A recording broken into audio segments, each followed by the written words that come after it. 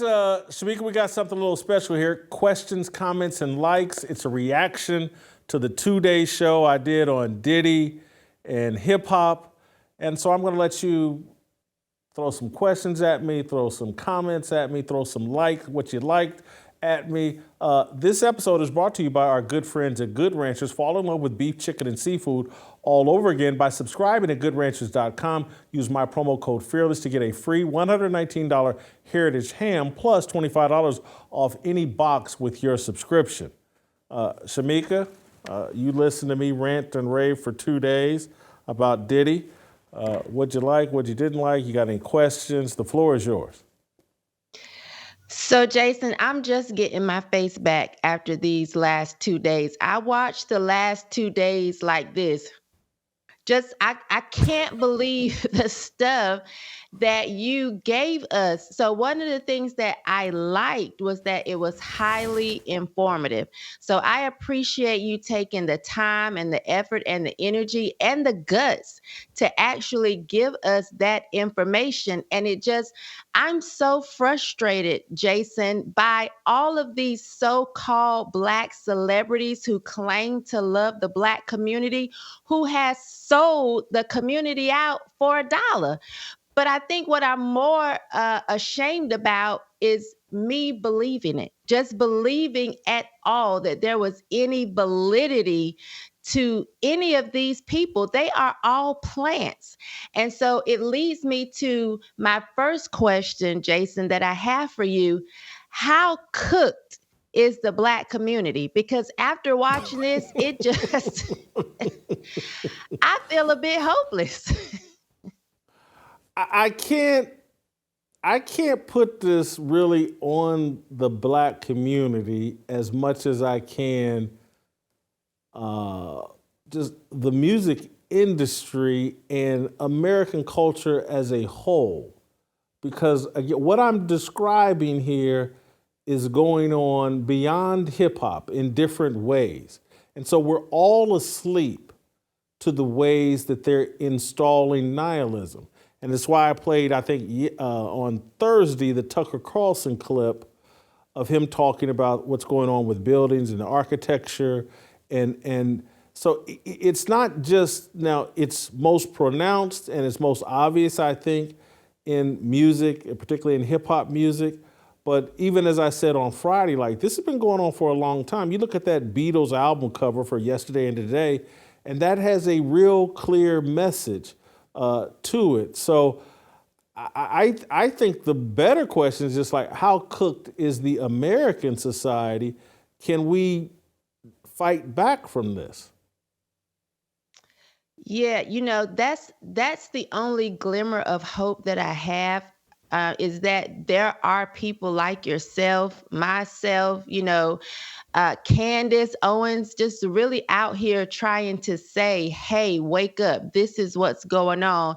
And people need to start paying attention. Even though the people that have come out against Puffy or Diddy, who had the guts to speak up and say, we need y'all to pay attention to what's going on in Hollywood. And this is crazy. Even when I was listening to, I think it was Spanky, and he said he walked in on somebody and their hair was running the dye.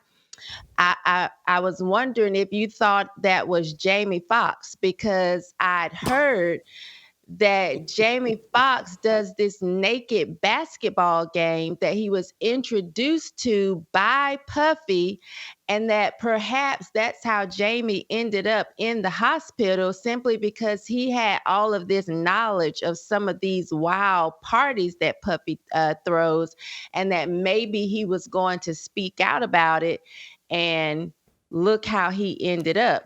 So there were pictures on the internet. I want to jump in here as it relates to Jamie Foxx. I want to be transparent. He's my favorite entertainer. I like the dude's music. I like his comedy. I like his acting. However, having said that, having lived out in LA, I heard some stories about Jamie Foxx and the parties he threw at his house, and that, I had someone who's been to parties at his house who's like, when you go to a Jamie Foxx party, It's going to get to be about 1 or 2 a.m. and they're going to flick the lights on and say, hey, look, if you ain't down for what's about to go down, you need to leave. And then you got 5 minutes, and then they flip the lights back off, and it's Sodom and Gomorrah. I believe it. Anybody that is willing to play naked basketball with other men and more than just the basketball bouncing up and down is into something totally different than what we're used to. And so for me to just see some of those pictures even blurred out and have this rumor circulating, I love Jamie's music as well, but this is I feel overwhelmed with the idea that this is just a game.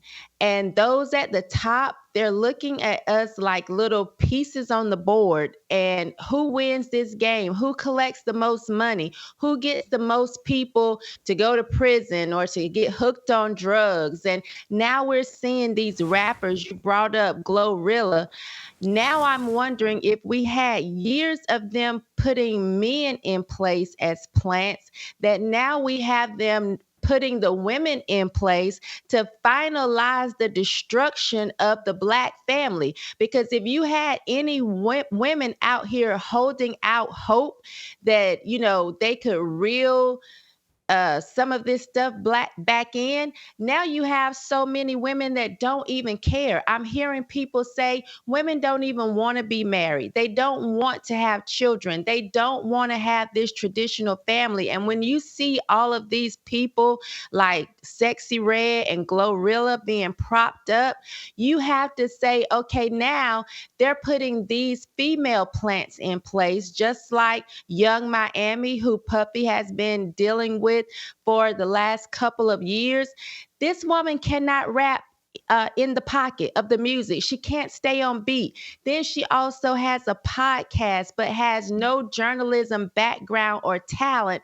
And we're supposed to believe that this woman is just oozing superstardom. And it's crazy, Jason, what they're doing and what our people are consistently falling for. When you talked about if I I'm hold for 1 sorry. second, let me throw this in. If I had one particular people I would be most disappointed in, your conversation just took me, is like the Obamas, Michelle and Barack. They know this world. They befriended these rappers. They normalized bringing rappers to the White House. Obama puts out his little playlist of what he's listening to all the time, and rap is always included. So he can't plead ignorance. And so when I see a Michelle Obama and a Barack Obama silent on this type of stuff, it must mean that they support it and they're in on it. They're definitely in on it. And when I think about the commercial that you show, or the skit that you show with 50 Cent and Snoop Dogg and Dr. Dre, first of all, that was just so gay to me. But what it did for me is the whole fact that you mentioned these were supposed to be super masculine men. And what I feel like they are doing is changing definitions. If you have these super masculine men willing to meet gays, as you call it, then down the road, just as we watch them change the definition of racism, we're going to see them change the definition of what it means to be gay. It's not going to be just that a man got with a man. They're going to say, if you're only with a man consistently, are you gay? But if you're fluid and you move back and forth, that's not gay. And so to me, when they take these here's what's going to happen with that definition. Now, if it's just the tip, you're not really gay. Right. Exactly. Like we're watching this in real time. And I was so disappointed because I've seen Dr. Dre in his flamboyant clothes when he was with the World Class Wrecking Crew. So we've heard that maybe he isn't as masculine as people would like to believe. But I was really disappointed with 50 Cent, like pulling out, like, sir, It is not, you wouldn't do this at home, I would hope, with your friends. Let me see that. I don't know straight men that do that. So I was just thinking, what is the point of taking these men? And out of all of them, I was most disappointed with 50 Cent because I feel like is, most of the time ultra masculine and Jason, this just blew my mind so much the last 2 days. I have so much to think about, and I love rabbit holes. So I'm gonna be now down in the rabbit hole looking more of this stuff up because you just opened the door to so many questions. Even the whole Ti stuff with the people coming out saying that him and his wife, they are into these parties or they will sexually assault you, and then all of a sudden these cases go away.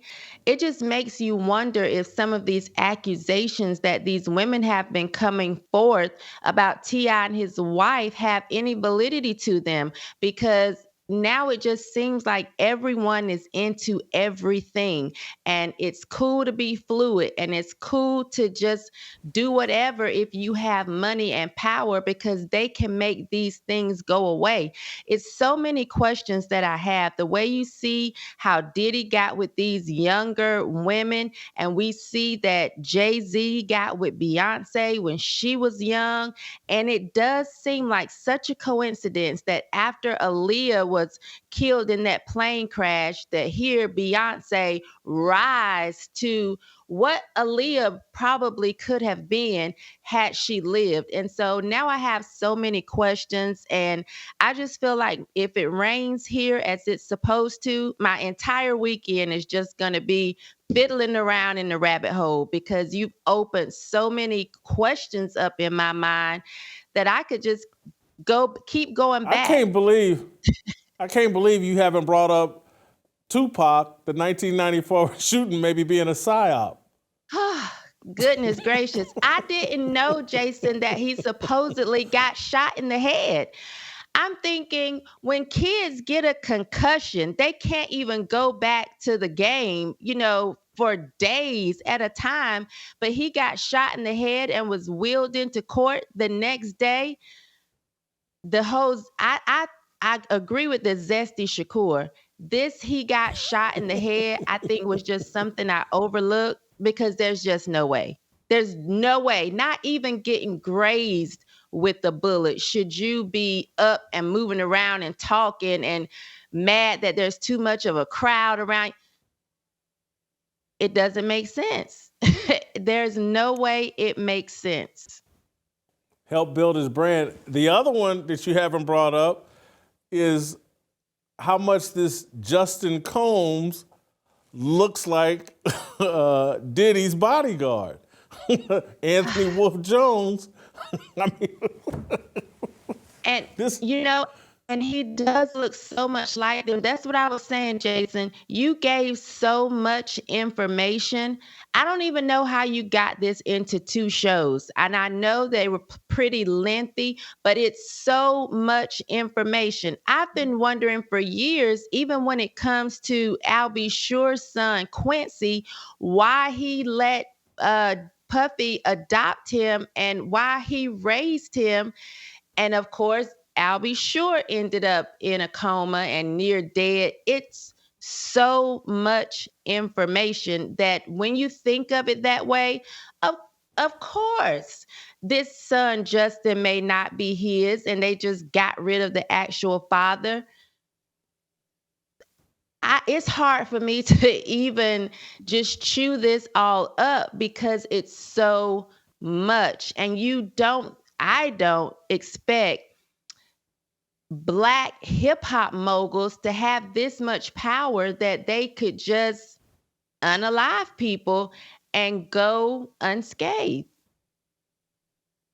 Well, trust me, if they need you to execute something, you're above the law until they decide you don't serve a purpose anymore, we don't need you, and then you're not. And so, take Russell Simmons. All these guys should learn. There's there's an expiration date on all of this. Russell Simmons was a useful tool until he wasn't, and then they hit him with some sexual harassment, some Me Too stuff, and they disappeared him, and now he plays the background. He had really positioned himself to try to be like the Quincy Jones of rap. But they, nope, we're done with you. We got some Me Too stuff here. Go away. And he has gone away. Now he's someone, and I don't think I mentioned Russell too much over these past 2 days, but he's someone I had like personal experience with, and why this topic fit me so well is because I've been writing and criticizing rap music the entire time that I loved and listened to the music. I was a vocal critic. And so in 2006, 2007, when I wrote some stuff about hip hop, Oprah had me on her show, and Russell Simmons and Benjamin Chavis, Dr. Benjamin Chavis, were, because at that time, Ben Chavis, he wasn't the NAACP head anymore. I think he was maybe working for the Nation. I can't remember what he was doing at that time. But they sat in the front row, and I'm on stage, and they're mouthing the words, "We're going to get you N-word," at me. As I'm on the stage, Oprah, I'm like, these are two thugs. Just because, and again, I was just like talking about the music and just like, hey man, it denigrates women. But so I've had this target on my back, and I've been targeting hip hop most of my life, or most of my journalistic career. And that's why when Brian, our researcher, presented me with all this information, it played to my strength. And by the time I tossed my own instincts and research into it, this could have been a week-long dive into hip hop. And it's the kind of thing like anybody with a television network or a Netflix or whatever, why we can't get an honest document. Well, I know why we can't get an honest documentary about hip hop, because again, that's not what the globalists and the BlackRock or Vanguard want. And so you got to come to little independent media spots to hear a different take. I'm not saying it's all 1,000% accurate in the truth, but it's pretty clear cut. There's no other form of music like hip hop that is this negative, this corrosive, and this celebrated without question. Anybody that questions it's either a racist or an Uncle Tom. That makes no sense. It's pornography. You should be allowed to criticize pornography, and that's it. I got a lot of sympathy, having spent all this week looking at this, for C. Dolores Tucker, and what we did to her reputation in real time in the early 90s. Absolutely, because I was one of those people that were upset with her. I didn't understand why she hated rap music so much, because all of this gangster rap that she said was going to lead us down a dark path, I liked. I've said so many times that the Ghetto Boys, Can't Be Stopped, is one of my favorite CDs. I love The Chronic. I love Snoop Dogg's debut album. I love this music. So I was one of the people that, turned my nose up to her and thought she was just this older woman who didn't want us young people to have fun. And now that I've seen the effects of this music being out for decades, I can see where she was coming from and why she said what she said. Even just thinking about you saying Russell Simmons, I go back to the whole them bringing in these young women and grooming them. Russell's wife was very young when he got with her. I think about Crazy Bones speaking out about what he witnessed in the music industry, and then he ended up fighting for his life.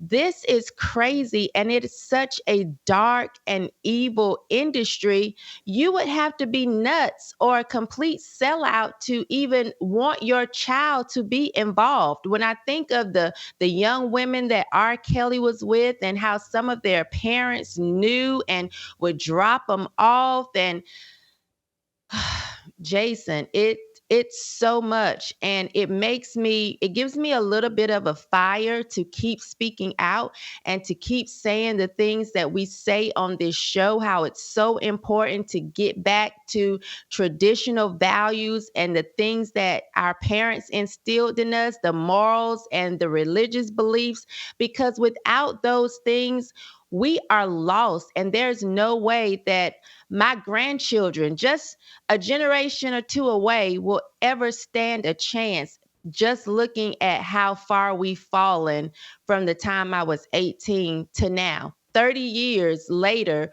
we've fallen so far that if we continue on this downward spiral, I don't know, what life will look like, because it's only getting worse. I watched the Freaknik documentary yesterday, and to see just how it started out as something positive, just a picnic for HBCU schools in the area, to having, women be raped, and we're on a downward spiral. And anyone who cannot see that, or who refuses to acknowledge that and stand against it, if you're not for us, you're against us in this fight between good and evil, because that's exactly what it is. And right now, evil seems to be pretty rampant.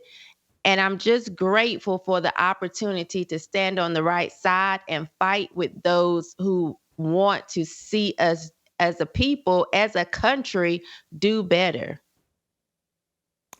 Shemeka, that's all the time I got. That's it, and that's all for us. Thank you so much for watching 2 days of Diddy and talking with me about it. Guys, I hope you enjoy your weekend. Go Show White. You guys know who Show White is. Caitlin Clark. The NCAA tournament starts for me today. See you. Waiting for the countdown, coming off the breakdown, standing in line for freedom. Looking for a breakout, feeling like a standoff, nothing in life like freedom. Came in like a fighter, striking like a ladder, making all these moves for freedom. I want freedom. No negotiation, my sister, no relation, we all just wanna have freedom. Sitting